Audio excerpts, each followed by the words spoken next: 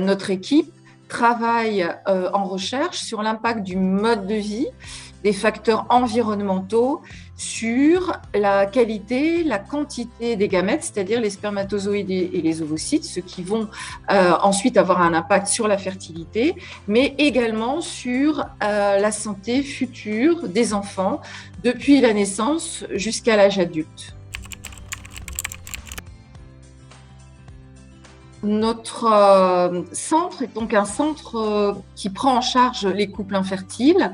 Donc nous avons comme mission d'améliorer, d'optimiser au maximum les facteurs du mode de vie avant la réalisation de la fécondation in vitro.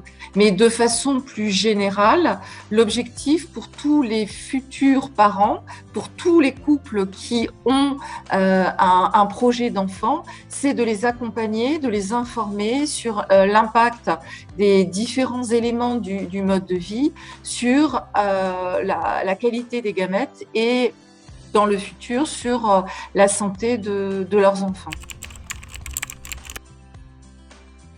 L'objectif est d'améliorer le plus tôt possible ces facteurs du mode de vie en amont idéalement du projet d'enfant. Pourquoi ? Parce que la période préconceptionnelle, c'est-à-dire pour faire simple les 100 jours qui précèdent les 1000 premiers jours, eh bien cette période préconceptionnelle, elle dure donc à peu près un peu plus de 3 mois et c'est la période au cours de laquelle le futur spermatozoïde et le futur ovocyte qui vont se rencontrer au moment de la fécondation sont produits et maturés. Et donc la qualité de ce spermatozoïde et de cet ovocyte va dépendre de l'environnement dans lequel ils ont été produits.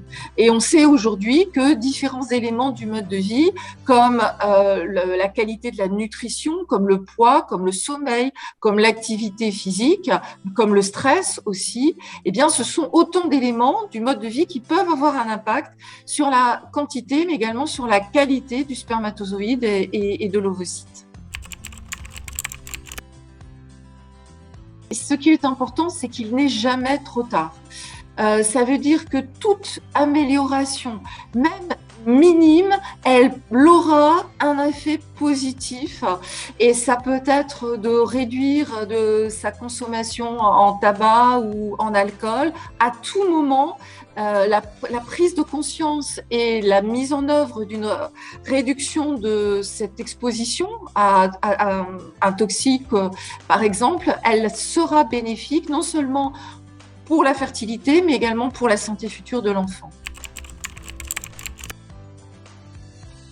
Il existe des interactions constantes entre notre mode de vie, notre environnement et des marques qui sont présentes sur les spermatozoïdes ou sur les ovocytes. Et ces marques, aujourd'hui, on les connaît mieux et c'est ce que l'on appelle des marques épigénétiques. Donc, contrairement à la génétique, qui est stable, figée, l'épigénétique, elle est en dynamique, en constante évolution et en interaction avec le mode de vie, ce qui explique que toute optimisation, toute amélioration du mode de vie peut avoir un effet rapide sur ces marques épigénétiques et peut améliorer ainsi la qualité des futurs spermatozoïdes et ovocytes.